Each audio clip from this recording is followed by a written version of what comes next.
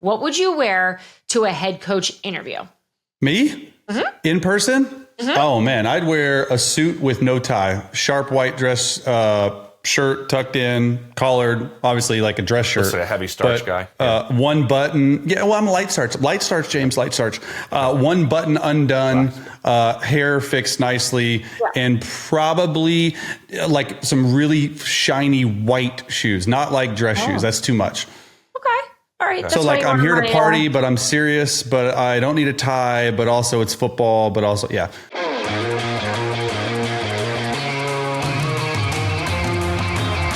Welcome into Scoop City on a Monday. We know who is playing in the Super Bowl in Santa Clara. The Seattle Seahawks and the New England Patriots. They couldn't be further apart logistically, I guess, Chase. I just thought of that. That was really far apart from each other. That's far. As they meet in San Francisco. All right, don't forget to like and subscribe here at Scoop City because we have all the goods 3 days a week coming at you. We're going to break down everything that Sam Darnold did. He played brilliantly in that NFC Championship game. Chase is going to break down a little bit of that film for us as well. Drake Maye does just enough to get things done in wild conditions. I was there in Denver. We'll take you onto the field and kind of describe what they were playing in. And then also Dianna Russini is going to be joining us to give us everything we need to know, Chase, about the coaching searches in Cleveland and in Buffalo and in Arizona and in Vegas. There's still openings. And what's happening in Philadelphia with the OC job? So much to get to. We're going to get moving here, and we're going to start with what we believe, I think, Chase, we've said this multiple times, maybe the most complete and best team in football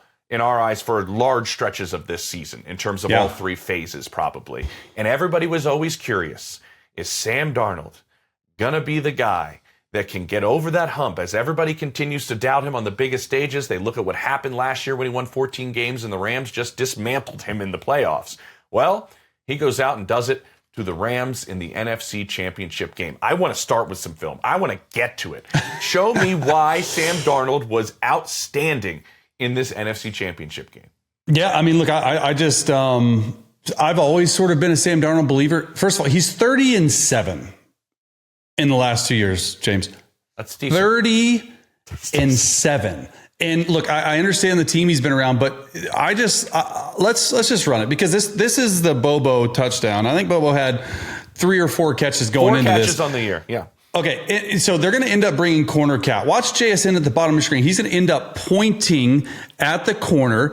And when he does that, he points. Watch Kenneth Walker, first of all, the blocking. The blocking's there. Then they roll to cover 2. Bobo and Sam Darnold see it perfectly. It's a corner post. It's unbelievable. Here's the thing. I mean, the throw is excellent. It's a perfect play call at the perfect time.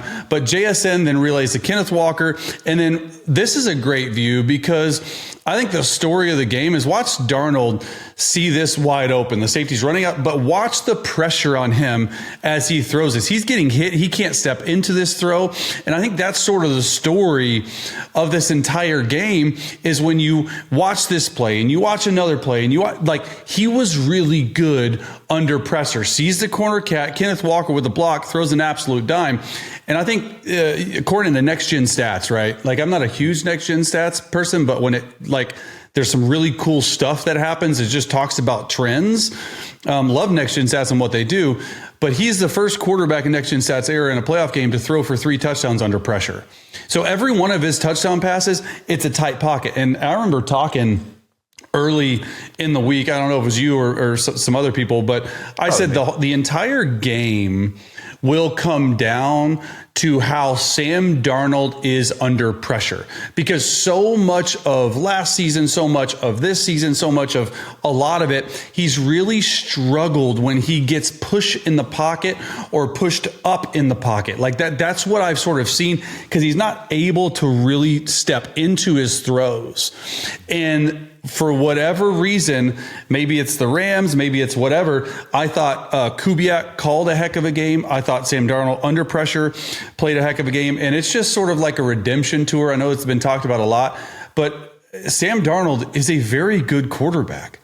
Like I would say when he's playing his best ball, like to me, that's a top 12, top 10 quarterback performance, like top 10 in the league. Like when you're able to play at this in a championship game, Like that's why I think the Seahawks are Super Bowl favorites. Like the way obviously, like we know about the defense, we know about all this stuff, but what Sam Darnold was able to do last night, man, that was really impressive. It was really impressive. We always knew the physical traits were there, Chase. That's why he was drafted where he was, playing the position, the athletic ability, the arm talent, all of those things.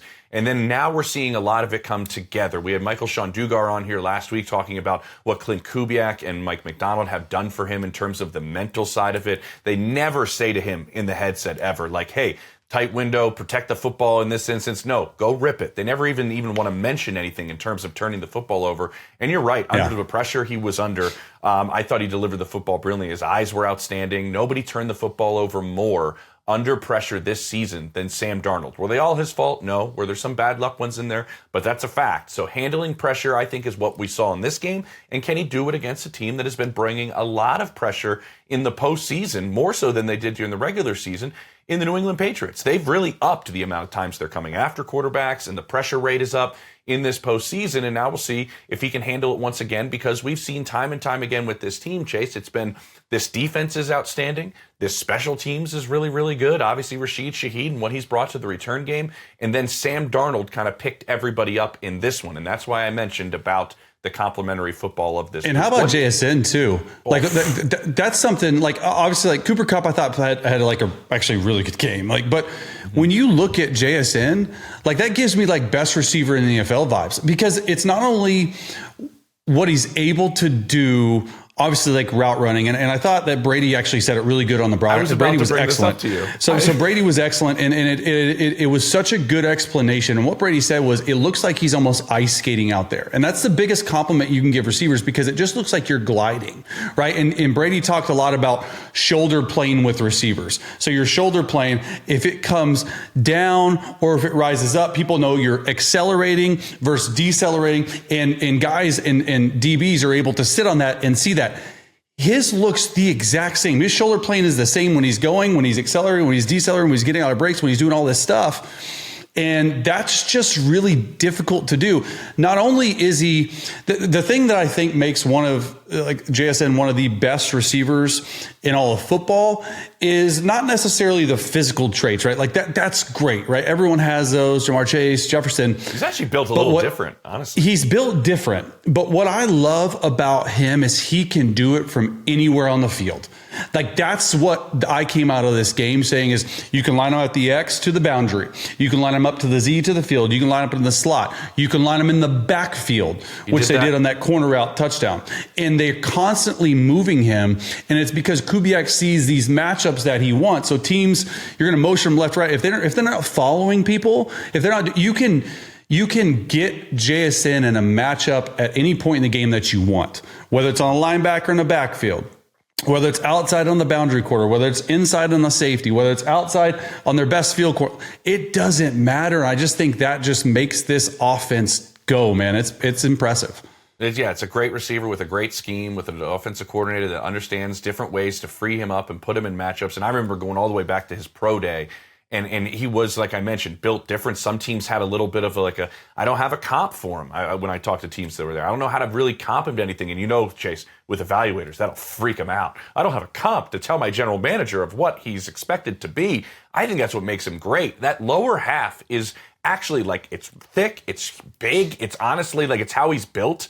And that's what he uses in a lot of this. And the upper body just kind of goes with it in the way that he moves. And it's really, really something. Is there anything you saw from this Seahawks defense that has been arguably the best defense in all of football? You could say them or Houston or maybe anybody else New England plays in the postseason, Denver. Have you seen anything from that group that could give you some concern about the matchup against New England? I mean, no. Okay, next question, Chase. I mean, look, Seattle to me has done such a good job of staying in two high safety looks and containing the run, because that's this shell look, right? This umbrella coverage where they keep everything in front of you. The safeties run the alleys and their quarters coverage so well. But I do know the Patriots are going to want to run the football. And I think they're going to get big to run the football. And I think that they have a really good play action game out of big personnel, an extra offensive lineman, whether it be one back, three tight ends, whatever it may be.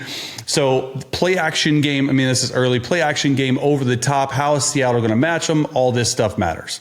Yeah, that's great. That's a great point. And all Seattle wants, everybody who plays Seattle goes, can you stay in this big three nickel? Can you have Nicky Imori on the field here? And can you come downhill and stop the run? And will you do that consistently through the course of the year while you're playing that too high type of shell? It's been the cat and mouse game that those two teams in the NFC Championship game, Chase, have gone 3 times now. Now we'll see if New England can kind of play that game against Seattle in the way that they line up. And man, they're so good in the interior middle. How about with New England? They come away with a 10-7 win in just wild conditions in the second half. I'm standing on the sideline pregame, Chase. I have my big coat on, and I'm like, I feel like I'm overdressed. It's sunny. It's beautiful. It looked good. I was like, this thing looked good, and I feel like George Costanza in the giant poofy vest. But then after the game, I'm running on the field while the Patriots are celebrating, and I'm like freezing my tail off, and I'm like, I'm underdressed. It turned on a dime.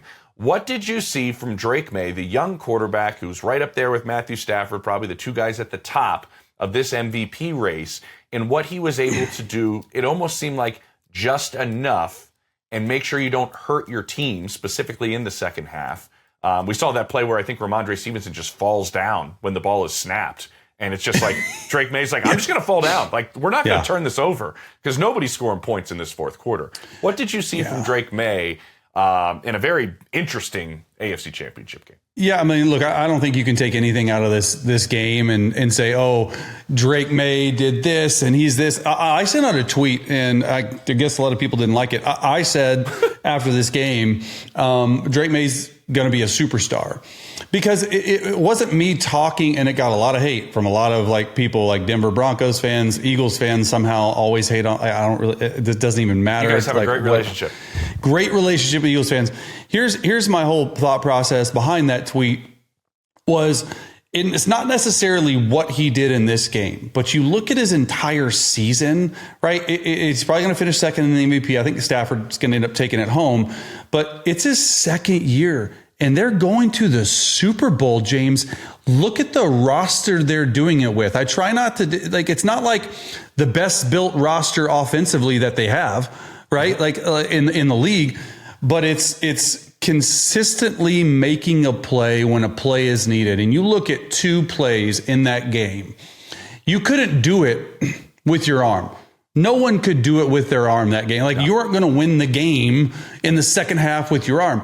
He ran for almost 70 yards, right? And he was able to make plays with his feet. You look at the quarterback draw, excellent play call, get in, rushing touchdown. And then you look at I think 3rd and 5, where he doesn't tell any of his teammates that he's keeping the ball. I've been in that situation before.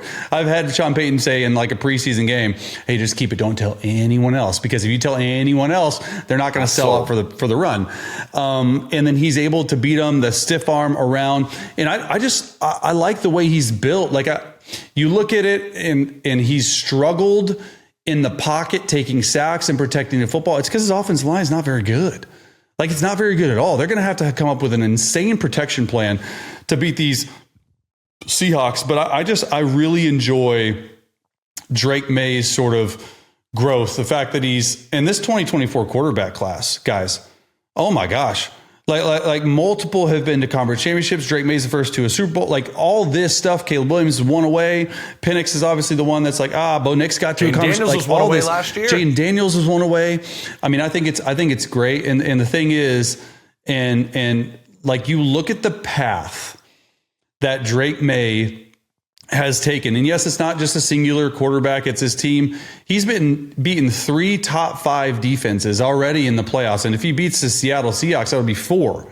And so, like, that's one of the toughest paths. I think John Elway was the only one that had that path to win a Super. It's one of the greater paths in postseason history if you can pull it off. Yeah, he's been outstanding. And standing on that Patriots sideline pregame and talking to people and talking to guys within the Broncos during the week, and then after the game, Chase, is kind of what I gathered about Drake and the way this all works. One, he has an unbelievable touch on his deep ball. You know that. That makes the group of receivers that he's working with, like you mentioned, the offensive line isn't outstanding. I think you would say that this isn't an outstanding skill group he has. Does he have very good chemistry with them and cohesion with them? Certainly. There's that touch on the deep ball. No they don't hesitate to go deep. They will do it. But then at the same time, they have a great play caller in Josh McDaniels. And they have a great quarterback developer in the way that this season has gone. And then you take the traits that Drake has and the off-script stuff he can do with using his legs. I'm not going to lie, I did call that in the press. I'll have to maybe we'll get Albert Breer was sitting next to me. I was like, Bert, one of these times Drake is just booting this thing because they are selling out for this run because they can't get off the field. They're just setting it up. This is happening. And so awesome. Drake brings a lot of different things to the table, but Josh is a huge part of this. And Denver just had so much to deal with that they thought going in before the weather turned, Chase, where it was, they get the running backs involved in the progression so quickly once they realize that you're going to drop because they like to push to the sticks. And then they create this space in the intermediate game that Josh does. It's just a really good scheme very often with a guy who's running it at a high level. And the guy who hired Josh McDaniels is the guy that we should be talking about.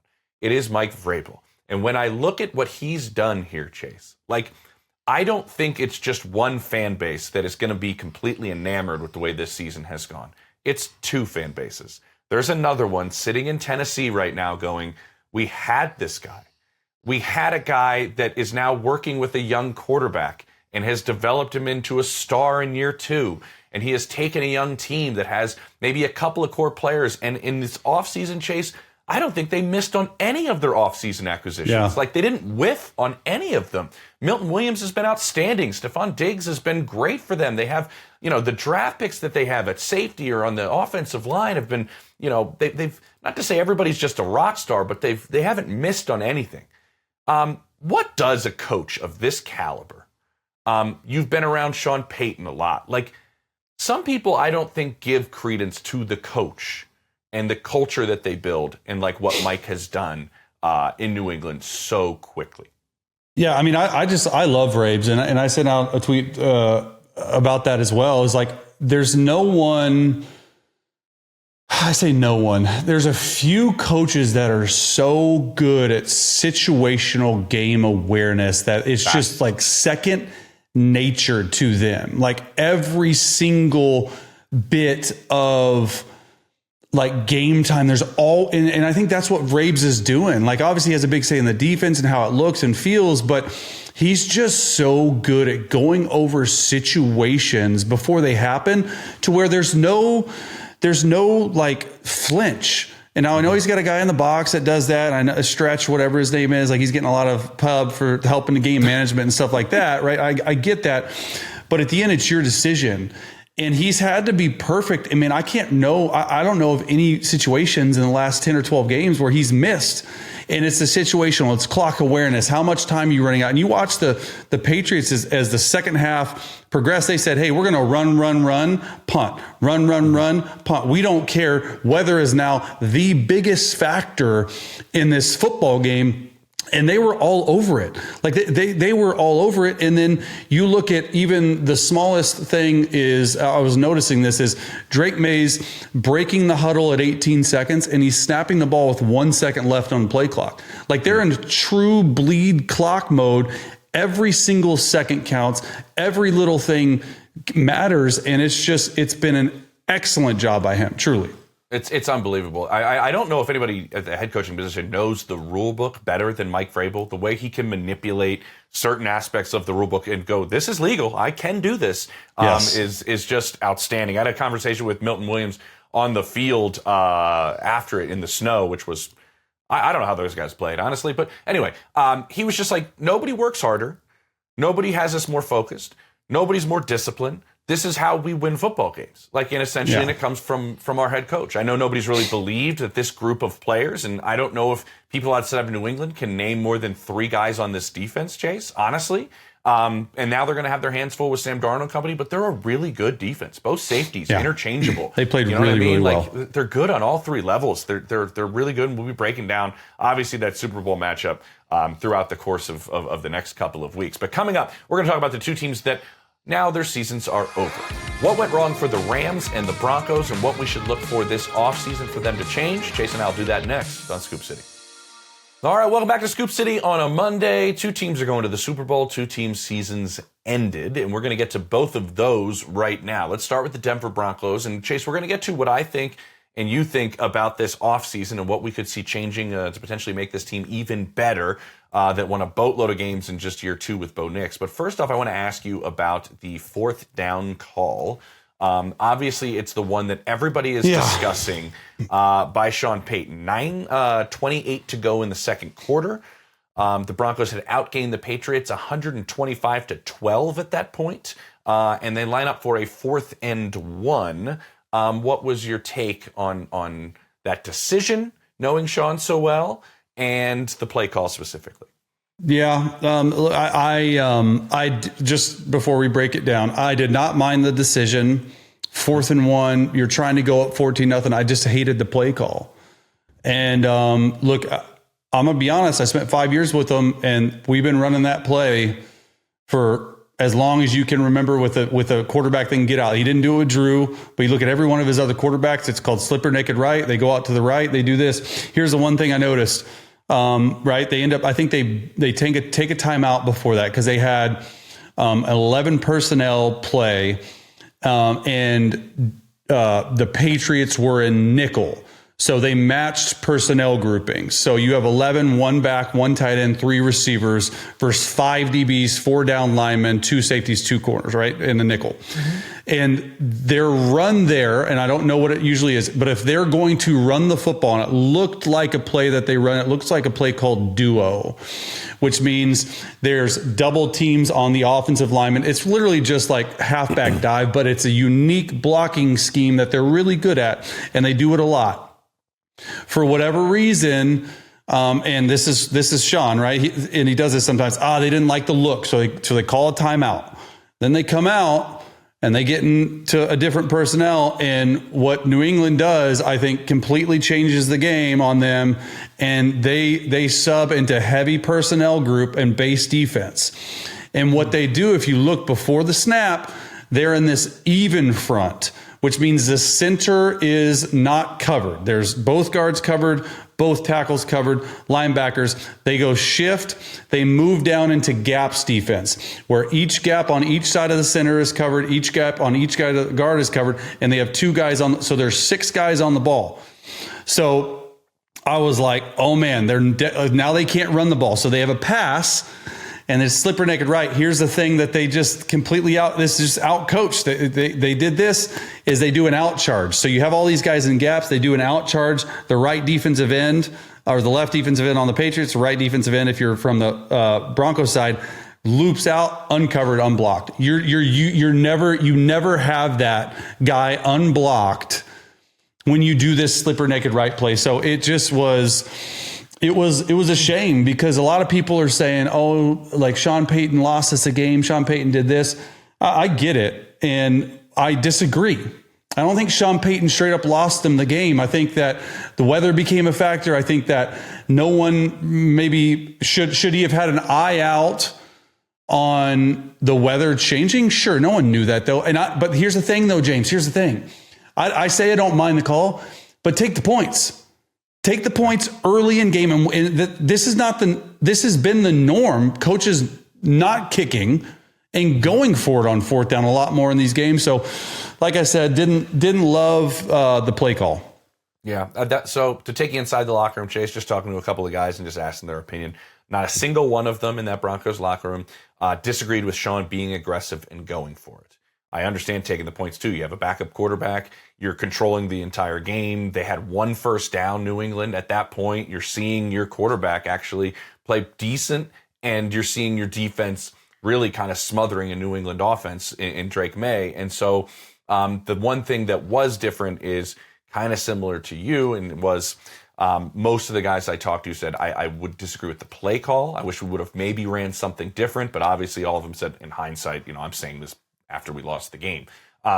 But I think those are the 2 aspects I got from that. And then again, the weather. We never knew that was going to happen. And to take you guys into this a little bit, Adam Troutman, Chase, I was talking to him at his locker, has been with Chase, has been with Sean before. And he was like, if you were going to the south end zone and you were running a route, you couldn't see anything. He's like, the wind and the snow, I'm looking, I couldn't tell what coverage they were in. I couldn't see any marker on the field about routes and things like that. He's like, it's just, you knew you weren't going to be able to throw the football. Now, I don't think anybody really knew that was going to be the way the second half was going to go, and obviously that played a part. But I think Sean also, that showed, had a lot of confidence in his quarterback, in Jarrett Stidham. And nobody in that locker room, by the way, was blaming Stiddy for the game. Obviously, the turnover was a big turning point, and it led to the only touchdown for New England. But we didn't really have a real football game in the second half, sadly. What would you like to see maybe Sean add or change to this team? Obviously, having your quarterback play in the AFC title game, Chase, is probably one thing he would change. As I saw Bo Nix leaving the stadium on a scooter. Yeah, I mean, that's probably the one. He was waiting for the elevator, as the same elevator I was waiting on. He had one of those scooters with his foot up, all in the cast, and he was just kind of just shaking his head, just going like, he's probably thinking, man. Because I did talk to players that were like, Bo would have used his legs in the second half. And that Bo Nix fourth quarter magic could have possibly been there. We'll see. But what would you like to see happen maybe with this Broncos team? Any aspect of this group that you want to see Sean maybe focus on this offseason? I think getting J.K. Dobbins back healthy would help. I mean, tremendously. I think R.J. Harvey's going to be a stud. I think you're going to see a jump similar to Alvin Kamara jump. Not quite as much, but I do think second year in offense, they're going to use him a lot more out of the backfield. I think he was, I hate to say the word misuse. I don't want to say misuse, but I think he can help in the pass game a lot moving forward. Here's the thing, though, and James, you'll probably agree. I mean, this team a lot better than I do. I think that they have to figure out that receiver room. I think they have to get I think Ingram's fine. I don't know if he'll be back and worked out. I think you got to get a receiving tight end, and I think you need to get a true number two. I feel like they need to beef it up. Maybe go spend in the free agent market for $10 million or something, or draft another guy. And I know he likes it. I just didn't think at times there was enough juice in that room. Mm-hmm. Yeah, I think that's a good point. And when I was talking to people throughout the early portion of the season, Chase, you're kind of right with the number two, because it was an interesting approach. I was told, you know what, the game is going to dictate probably who our number two is going to be week in and week out, whether it's Mims, who's kind of a streaker, it's Pat Bryant, who we saw emerge as the rookie from Illinois, and he's kind of a bigger receiver, or is it going to be Troy Franklin? Like, it was almost like they were kind of figuring out the two by the week, by the matchup. And you know what? Their number one in terms of Courtland Sutton is not overpaid. He's not an overpaid number one. You can go and spend some money, like you mentioned, on that receiver room a little bit. They're very young, but could you add somebody else to that group? And with the run game that you mentioned, I just want to say only the Steelers were below them in yards per game. All the Steelers only played one game against that Houston team, but they averaged 74 yards rushing in their two postseason games. Not a single explosive run. Not a single rushing touchdown. But you're right. Harvey had 12 on the year from between running and catching the football. So I think that's part of it. I do think being able to run the football is something they couldn't do in those conditions, and they struggled with a little bit. The other part I wanted to mention to you, and you've just been around the game so long, I wanted to get your take on this. Will Lutz admitted to us after the game that he thought on the final field goal that they had that was just tipped. Great reporting on that, by the way. You're the only person I saw talk about that, and that is so fascinating. But continue. I love that you said that, because it's a compliment, makes me feel good. But also, I want you to tell everybody how important that is. That they essentially believe they lined up because they couldn't see the lines on the field with the conditions almost a yard closer than they would. Yeah. That means the trajectory of the ball that was just tipped is starting at a closer spot to the line of scrimmage, and most likely is lower. When I mentioned this to a couple of players that Lutz had told us this, they were like, that's a really big deal. They were like, are you serious? And I was like, yeah. And they're like, that's a really big deal. Oh, it's a huge deal. Focused on in practice, tries. Chase, like that, these are things that can't happen. Yeah. I was a holder for Sean for 3 years. So every single field goal should be 8 yards back, and it's studied and it's talked about, it's did all this stuff. So if you're even like 7.5 yards, I mean, if you look at the 8 yards, and you look at just kicks from a side angle, there's maybe this much space from the DB like a D lineman jumping and the ball getting over. So that extra, obviously, I mean, you explained it perfectly. I don't need to go into any more detail, but when you're back a yard more, obviously the trajectory is really high. And a lot of times kickers really, they focus really on like height and then distance, because you can't kick a line drive kick because these guys are so tall. They're so good at blocking kicks. You're not necessarily worried about the side rush a lot. You're worried about those big guys jumping, and it got tipped. And like, ultimately, people don't want to hear it, but it's on the holder. It's on the holder. And I've been in situations like that.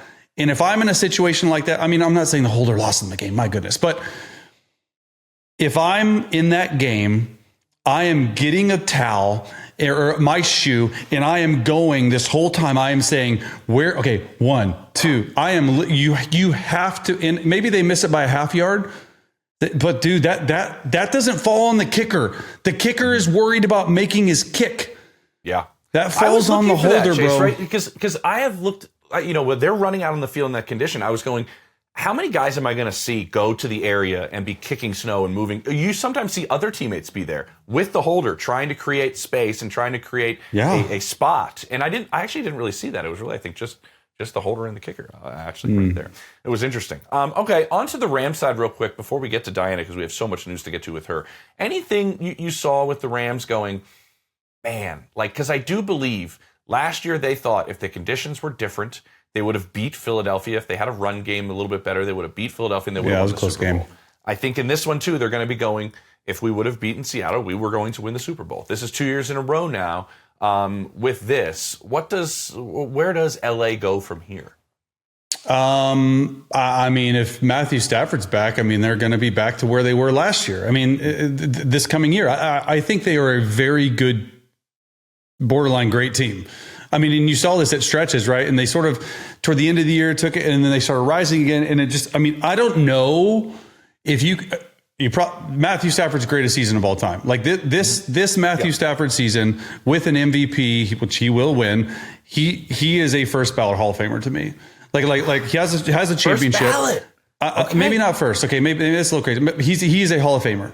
Mm-hmm. He is a Hall of Famer, and I think he had 5,600 passing yards and 52 passing touchdowns this year, if you can count regular season and playoffs.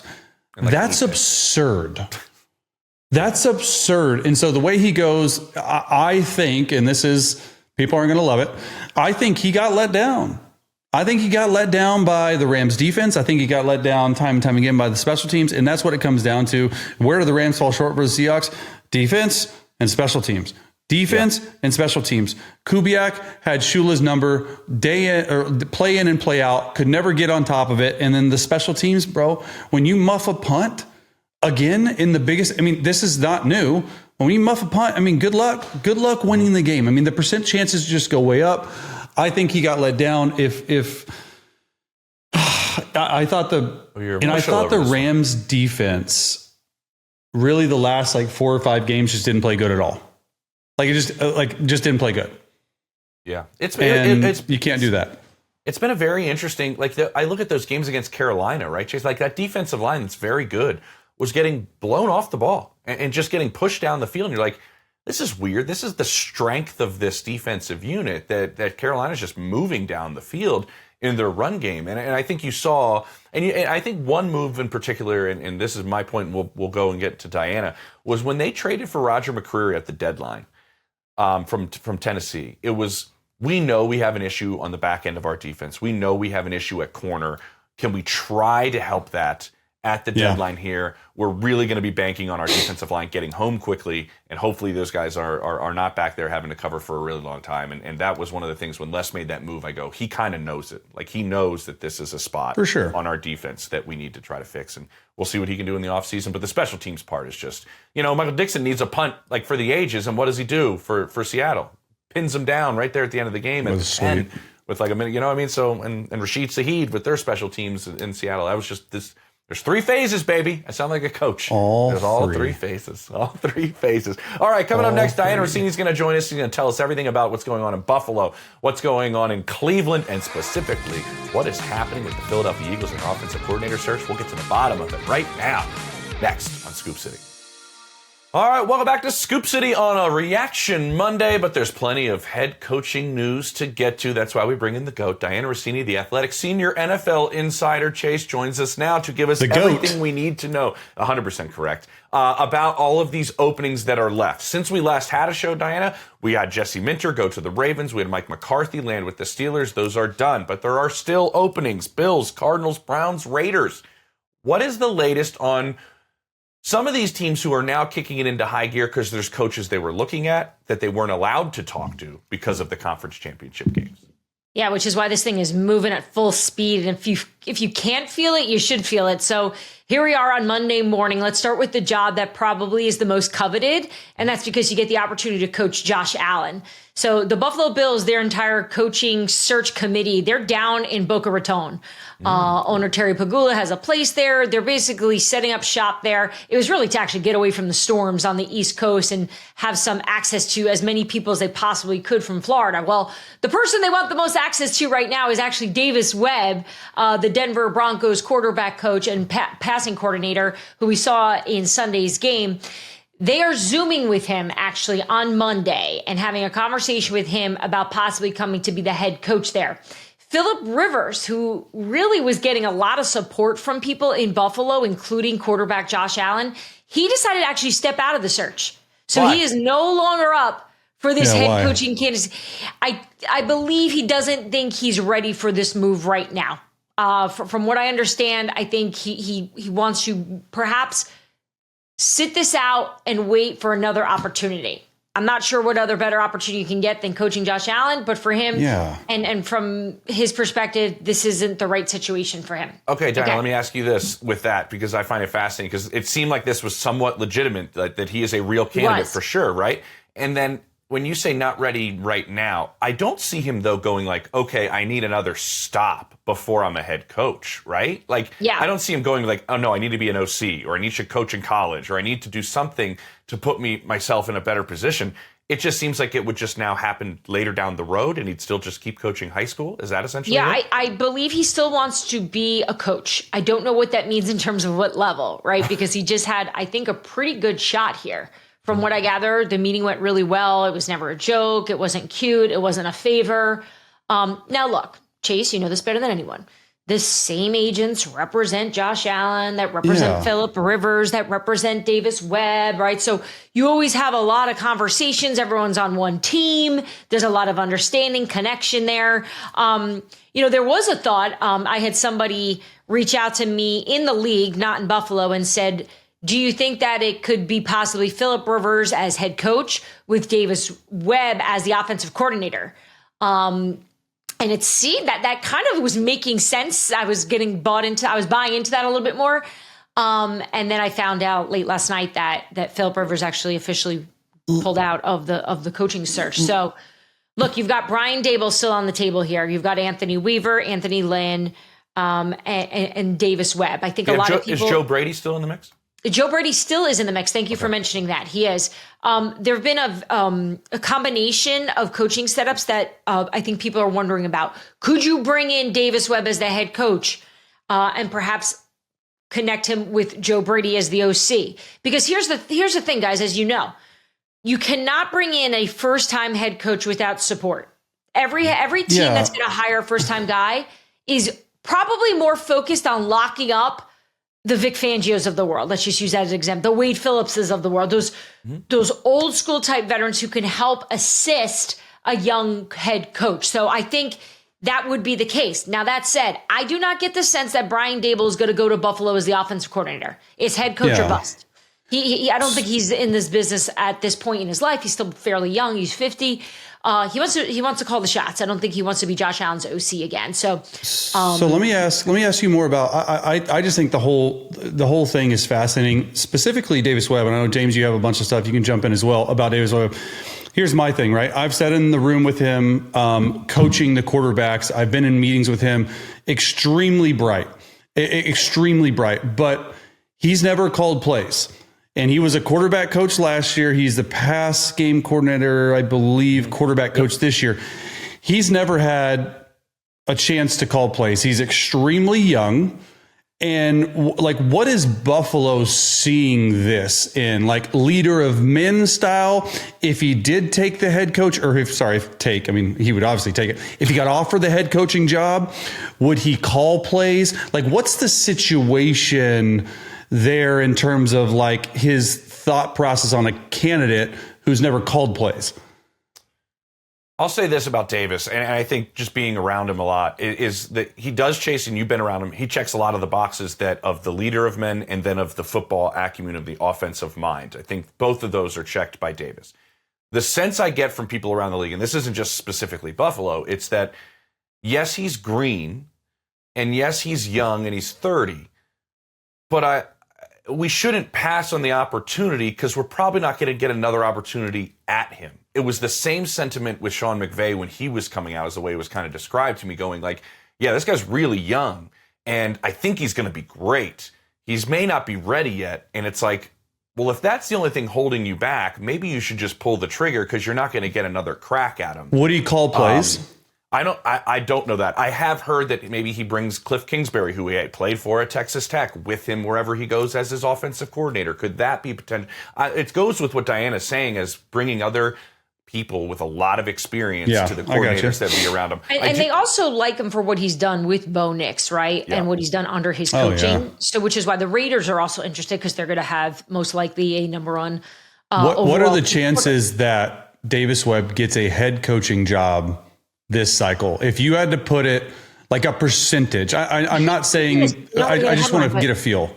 Yeah. Like, is it above 70%? I don't think so. Okay. So it's like, we'll see.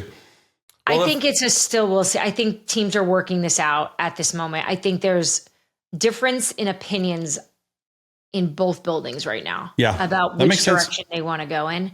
And think about it. You fire Sean McDermott because you want to get better instantly. There is no waiting game. There's no patience in that building, right? So sometimes that tends to lean towards a coach who's done it, who's been there, who's more familiar with it. And I know Davis Webb knows Buffalo, and he's very good friends with Josh Allen. And look, Josh has a big say. We talked about this last week. How much of a say will he have? A big one. He is in every single meeting. He is sitting there.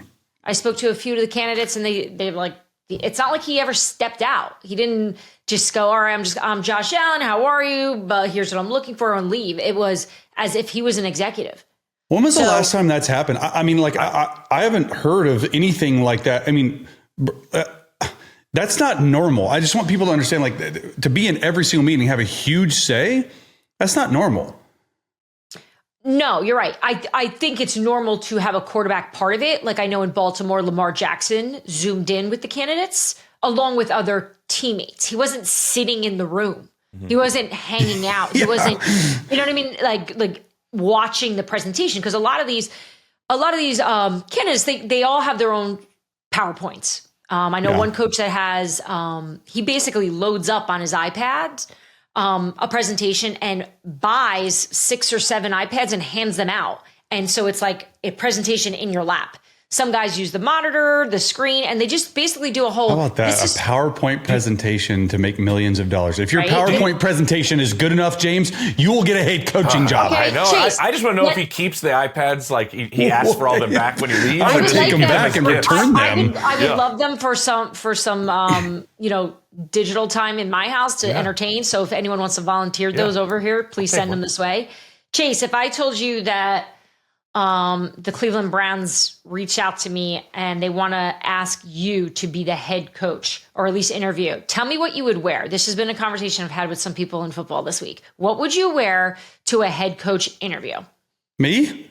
In person? Oh man, I'd wear a suit with no tie, sharp white dress, shirt tucked in, collared, obviously like a dress shirt. That's a heavy starch guy. One button. Yeah, well, I'm a light starch, James, light starch. One button undone, hair fixed nicely, and probably like some really shiny white shoes, not like dress shoes. That's too much. Okay. All right. So like I'm here to party, but I'm serious, but I don't need a tie, but also it's football, but also, Why? I mean, what do most people wear? I feel like. Well, it's I've had a mixed bag. I've had coaches wear coach outfits, like a collar, like a golf shirt. You can never be overdressed for a head coaching interview. Like no one will ever look at you. No one will ever look at you and say you're overdressed. People will absolutely, and this is my dad taught me. He's old school.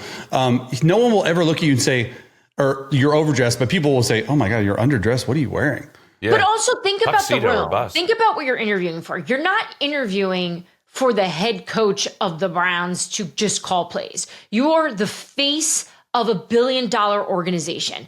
And the person hiring you is a businessman. That is so bad. Right? You want to walk in that room. All these owners are old school. They like dress up. Exactly. Like you need to show you're savvy, you're smart, and you're dressing almost for the job.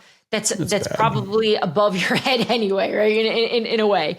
I'm glad that's what you guys think. And Josh James, I'm assuming that you feel the same way. I kind of thought, I do feel that. I always, Diana, you know me, well-tailored suits, my go-to. I know you are sure. stud. I do own 2 tuxedos, but part of me was also thinking, like, what if somebody just showed up in like all Browns like gear with a whistle and was like, yeah, it's go time. I'm already the head coach. Let's go. I'm in uniform. You would automatically get fired. You're out.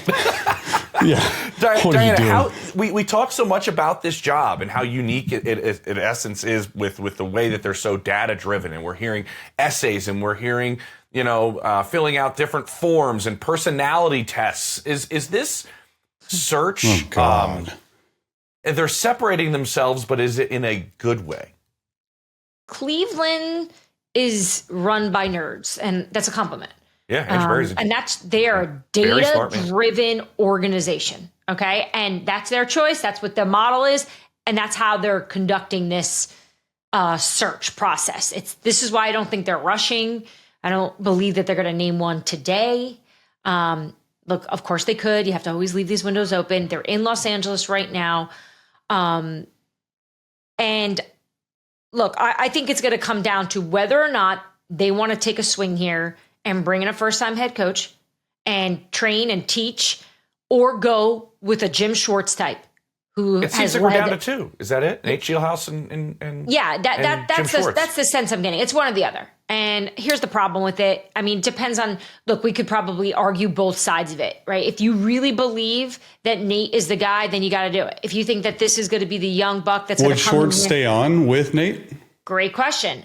I've had that conversation with many people around football because I think that's the key. That's like if they can keep him, then I feel better about that hire. I don't think that's a slam dunk. I do not think it's a slam dunk that Jim Schwartz stays in Cleveland. I think he's a professional, and he's always been, from all the years I've known him, like he's just like a very old school, by the book, classy guy. I could see him having a conversation with them going, look, I have time on my contract left, but I would like to go somewhere else. I've had 2 shots in Philly at this for the year when in 16, right? He was a DC. Yeah. I mean, I loved him, but he is. I would agree with that statement. He's like he doesn't want to get passed over. Very old school, but also would he get another DC job somewhere? Yes, there are lots of coaches right now who are up for these other jobs that want Jim Schwartz as their DC. He's a great defensive mind. He's right. So it's like, this is going to be Andrew Berry's decision, and Jimmy has them obviously. And I'm not sure if they are willing to say, actually, we've got the guy here in the building, right? Because I think the right pick is Scheelhaus. Oh, tell me why. I know, you sound like I'm hating. I'm not. It just makes me nervous. No, you're not at all. Yeah, I like everything he stands for. The McVay. I just feel like if you're going to be data driven, you're going to have a first time head coach, and you're going to have this situation around you. And look, they have a lot of first round picks the next couple of drafts, right? You got to draft your quarterback of the future. I don't know if Shador's that guy. I don't think he is. I think they're going to probably go in a different position, but I think guys tend to go more in the locker room of situation of younger X's and O's styles coaches. Not that Jim Schwartz isn't, right? But Schwartz is, I like Jim. I just would go offense here. Okay, I do understand. He obviously is that former. This is Chase being biased. A former quarterback. Nate's a former quarterback. No, I'm joking. But he does command a room. If you talk to anybody, he has that ability and that presence to, even at a younger age, command a room. Speaking of quarterbacks and speaking of the offensive side of the ball, Dianna, we have to get to the Eagles' offensive coordinator search. Yes. It has been a fascinating one to watch thus far. I have the names in front of me, and several of them have already landed other jobs or withdrawn. Where do we stand? I know Gerard Johnson, and he was part of the search, as well as happens every year, but part of the search last year with the Philadelphia Eagles, and also Frank Smith, the Dolphins offensive coordinator. Where are we at in this search, and what is the feel around the league about this opening right now? Yeah, they're working hard in Philadelphia right now, casting a very, very, very, very wide net, trying to talk to as many people as often as they can. And there have been dozens and dozens of conversations with agents and with candidates. And lately, it just seems that a lot of these candidates are declining to work for the Philadelphia Eagles for a lot of different reasons, right? So Charlie Weiss decided to stay at LSU. They had a conversation. Arthur Smith had some light conversations. He decided to go to Ohio State. Let's go. Brian Dable is someone that they targeted immediately out of the gate. He has yet to make a decision. I still feel very good about saying that if he does not get this head coaching job with the Buffalo Bills or perhaps even the Vegas Raiders, I could see him winding up taking the Tennessee Titans OC. So let's count him out. Mike McDaniel now just landed as the Chargers offensive coordinator. Declan Doyle, who's with the Chicago Bears, he told the Philadelphia Eagles he's not interested. He's going to be staying with the Bears. Zach Robinson, of course, wound up in Tampa. So that leaves Matt Nagy, Mike Kafka, Jim Bob Cooter, Gerard Johnson, and Frank Smith left. Frank Smith's never called plays before. I'm not really sure if that would work for Philadelphia at this point. So I really think they're trying to find someone. That's a lot of names, guys. It is. Bobby Slow. You didn't mention and look, Bobby I had someone on the Eagles Dolphins text job. me. I had a player text me, like, what the F? Like, I don't get it. We won the Super Bowl last year. And I think there's a lot of layers to this. I think some of this is, Kevin Patullo's house was egged. I think there's a layer of Philly's hurting Philly right now. I really, truly believe that. And they don't want to hear it. And it stinks to hear. But I think there's some concern. And I know the Eagles side to this is, well, if you're not tough enough to deal with that, we don't want you here anyways. All good. I get it. Unfortunately, we're looking across the landscape here at the coaches, and Philly is I think they're just in a really hard spot right now. And I do think there's some concerns with this offense. And I'm not sure there's enough belief from these candidates that they can come in here and immediately win with the setup. Man. Chase, thoughts? Is this quarterback related? I know what Chase is quarterback related. I know what he's doing. Look, Philly fans, whatever, they don't like me because I've always been a little critical on Jalen, and give him props when he plays well, and give him props, figure it out when he doesn't. And the thing about this job is that there definitely comes with a lot of layers, like Dianna said. And I was in the building in 2016, and it doesn't take a genius to go in that building as a player and realize, man, stuff's just off. Like look at all the drama they've had the last 2 years. AJ Brown, multiple things. Who's calling the plays? Who's not? Now they have had 2 offensive coordinators go on to be head coaches, but they've also had 2 OCs that have been one and done. And so, and have you seen those other 2 one and dones get other OC jobs? No. And so there's a little bit of, hey, I don't know if I'm going to have full say in this offense, right? Is it Nick Sirianni's offense? A lot of those players and a lot of those guys are they think that they're a little bit more special than they are. How much of an input is Jalen Hurts going to have in this offense? I think that is a big say. Like, oh, okay, when you watch Jalen Hurts, well, what does he actually do well in terms of does my offense fit that, right? Because there's a bunch of stuff that Jalen does well, but there's a bunch of stuff that Jalen lacks in, and that's just being honest and great. He's a winner, and that's awesome, but you need more physical traits in terms of, hey, how does he process? How does he do that? And look at Kellen Moore's offense, right? Like Kellen Moore's offense was great for him. And look at some other offense. They were great for him as well. There's just a lot. And the thing that really just irks me is that Philadelphia Eagles fans, they don't want to hear it. And they're like, well, why would you do that? What? All they see is roses and sunshine. And I'm telling you, when your house gets egged and you have to deal with Philly and you have to deal with everything and the blowback and you're always constantly in media and there's always drama going on, you don't want to deal with it. You want to worry about football. And so, yes, there's a lot of really good things about it, but there's also a lot of things that are like, and the proof is in the pudding. Look how many names you and Dianna just said passed up. Like that's what's crazy to me. So obviously it's not that good. Did you say Philadelphia fans only see things through roses and sunshine? When it comes to Jalen Hurts. Oh, okay. Yeah. Got it. I do think there is a perception of this job, Chase, to where if it goes wrong, it is on you. It just happened to Kevin Petula. And obviously there's a lot of different things that go on within an offense that makes it work or makes it fail. And in Philadelphia right now, there is the perception, I take this job, I will be the fall guy if things go bad. Oh, yeah, it seems you to will. be where it's at with that job. And everybody... Who would you hire? It's like, a very... I you guys know I'm obsessed with playing general manager, which is... You're on your at way. this point, honestly, no. And at this point, who do you hire? I think you have Nick Sirianni completely take over the offense, and you hire an OC to help him.